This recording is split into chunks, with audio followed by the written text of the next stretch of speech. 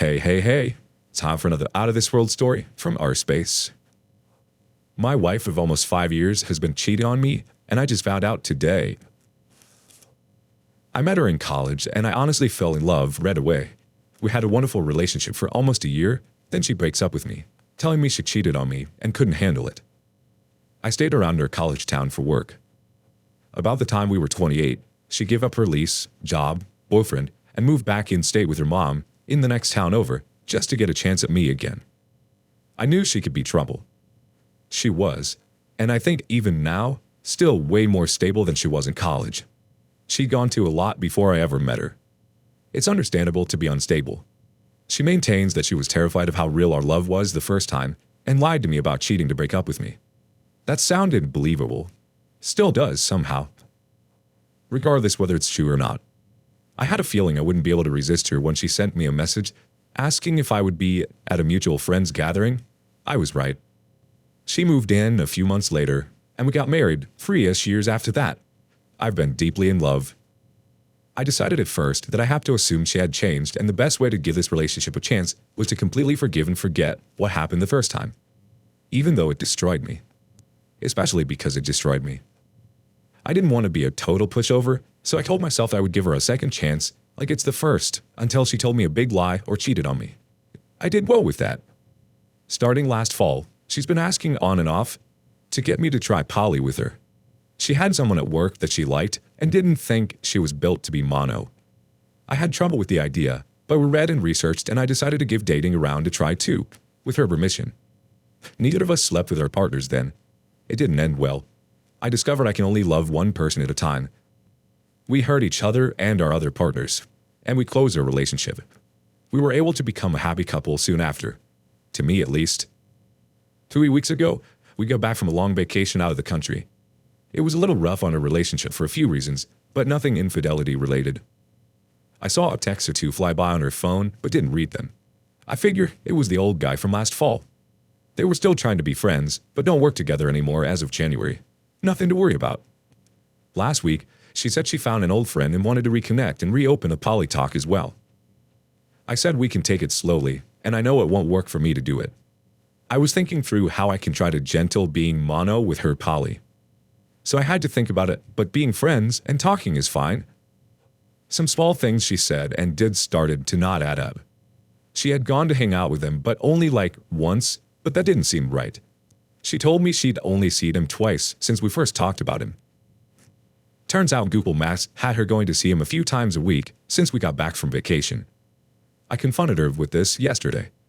She had lied about a few major things about their relationship to not hurt me, but it wasn't life-shattering. I was hurt and was going to have trouble trusting her, but we could work through it. No poly. No sleeping. Trust first. I asked to see her text to confirm, as she said she had deleted everything because it might hurt me too. Okay, well that's suspicious. Never delete texts again, please. Today, I asked her more about it. Direct questions about the guy and the contents of the texts. The story shifted a bit from last night. Then I told her I think I can recover her texts if she would give me her phone. That's on more lies. All the lies, I hope, came to light, including things she had just said. Yes, she had been sleeping with him, at least since we got back from vacation. She didn't even use a condom. That was a long, painful conversation. Turns out, I couldn't recover the texts, but I have enough things admitted to get the picture. She loves him, but she also loves me. I'm her whole life, and he's not much. Tonight, I finally said I want her to cut contact with him. Her emotional response tells me she loves him strongly. She didn't agree to cutting contact, but says she wouldn't delete texts again. Tomorrow, I'm going to compare her phone texts to carrier logs to see if she deleted anything, and I will also try to recover her Facebook chats. I won't read any further back than last night because I don't understand how much damage I can do to myself that way. I think she has deleted texts tonight and last night. We'll see. I still think we're soulmates. We might not be compatible. We might not be able to exist together without causing too much pain. But still mates. If she really is poly and not just damaged and in need of therapy, this won't work no matter how hard we try. And it'll break both our hearts. If she isn't, there is a ton of work to do. I have barely slept for 3 days.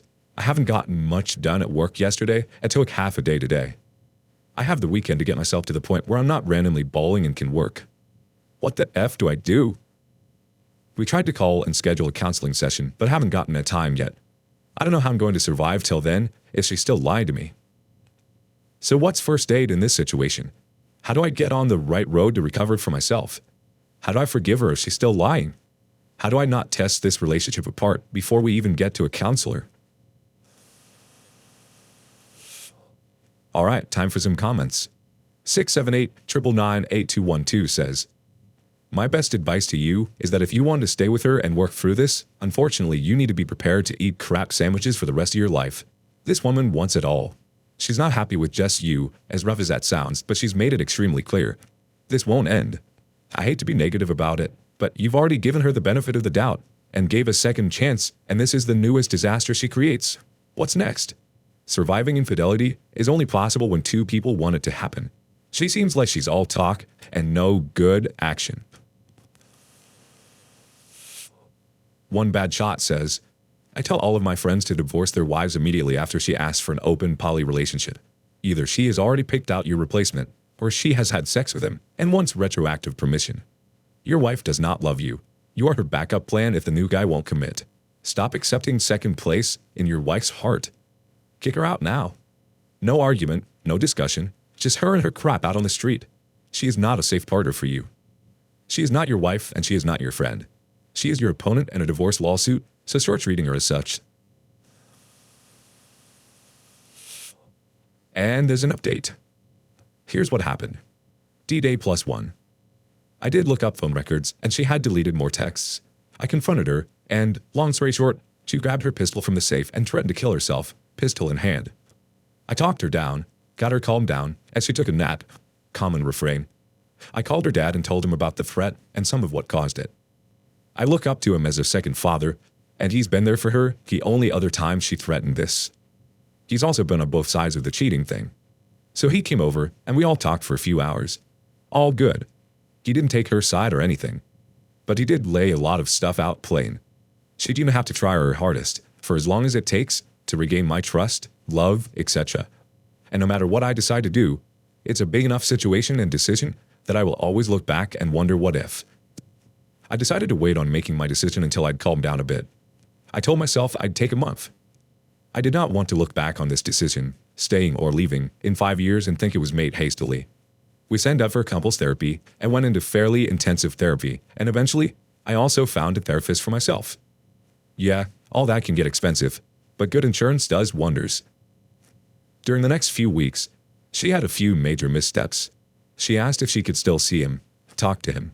I became more and more convinced that she had to cut all ties, and for a while she resisted that.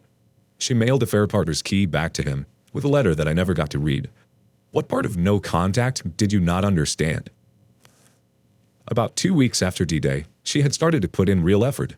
She was doing more around the house, things that I didn't even ask her to do, trying everything she could to make amends. She was doing well in our and her therapy sessions. We were reading books together, doing research, doing homework. We watched new shows together, holding hands from different chairs, when I was comfortable with that, instead of being on the couch together. But it's like you're at halftime in a football game and you're down 49-0. You could play the best second half imaginable and still not be able to win this game. And I told her that. I still couldn't trust her. I still was in pain. The worst part was, I could see the path to working through all that. At the end of the month I gave myself, the thing that made my decision was this. I promised myself that if she ever lied or cheated on me again, I would leave her. She cheated on me, and if I don't leave her now, I'll never be the person I thought I was. I will never have the spine I thought I had. So I told her at the end of July last year that I couldn't do it. I wanted a divorce.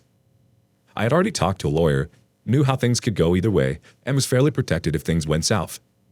They never did. We weren't quite married 5 years at this point, so no chance for her to get alimony. No kids, so no child support or custody. There was no fighting about who gets what. I know she cheated on me, but I did not have any desire to punish her beyond what me leaving her would do. I told my lawyer I wanted to split things 50-50, unless she got nasty, and she didn't fight that at all. She didn't even get her own lawyer. To her, this was the dream life she had screwed up, as she, to this day, hopes I heal and probably hopes one day we'll get back together. By September, we had an agreement signed for how money and assets would be split, including agreements to allow us to see other people before the court date. I kept the house and paid her out by taking a personal loan for about $20K, paid back over 5 years. Last fall was a bit rough. I've never lived alone. Without family, roommates, girlfriends, pets, nothing. I had an entire life planned for us that is now in shambles. But she has nothing. Living with her mom, working part-time at a grocery store, with huge student loans that never really got her a profession. She told me around Christmas to tell my family she still loves them, and some of her family called to tell me the same. I still, even a year later, believe that she wholeheartedly loved and loves me, that she realized I was the best thing, and she screwed it all up. And now, a year later, that's the part that still hurts the most. That it was all genuine, that she did screw up, but it was not some devious intentional, I'm gonna trade up and screw this guy, he's just giving me food and shelter till then situation. But I can do better. I don't have to throw away another 5 years of my life hoping she doesn't screw up again. I am worth more than that. And I found someone that agrees. We've been dating since last fall. I really tried to be solo for at least 6 months, but this one just fell out of the sky on me. I guess the universe provides sometimes. June 1st, 2020, we had our final court appearance, over WebEx thanks COVID, and I'm totally free and clear, divorced and dating and in love, and with a newly reinforced backbone of my own making. So, thanks everyone. The advice you gave, I didn't want to hear it. I needed to hear it. I needed to disagree so I could find my own way, and I can always look back on how I handled last year and shake hands with those decisions and that version of me. My advice to anyone going through the same is this. Whatever decisions you're facing, imagine a year from now, looking back on those decisions. Will they still feel right? Or will they feel rushed, too quick to anger? Or will they be weak, spineless, untrue to yourself? And now a couple of quick comments. Dark Angle 14 says, her cheating had nothing to do with you because if the relationship was so bad, there are near an infinite number of healthy ways to do so. The reality is infidelity is rarely the product of unmet needs. Instead, it is a product of desire, opportunity, insituation, lack of commitment, lack of communication, low self-esteem, self-centeredness in the excitement of novelty. She wanted to feel special, and the only way to do that is by sex and attention. All this is to satisfy her fragile ego. Lump Butt Cat says, you know, in a strange way, I think your decisiveness and self-confidence did her a service. I think she needed to grow up and now understands the true meaning of ownership and consequences. Perhaps you made her better. As for you, best of luck, and so happy to hear you're in a good place. Dark Angle 14 wanted to chime in one more time. This happens all the time. She never really thought he was going to leave her. Think about it. When he gave her a second chance, did she become a better person then? Nope. Just got better at lying. She definitely had a chance to win it back. He could have coped had she made a drastic change and truly cut off all contact with her lover the first time that he found out. The problem is, she tried now when it's too late. Now she will start trying to give him her best. Now she will start treating you with love and respect. Now she will start acting like a real wife. She should have done that when he married her, not after she cheated.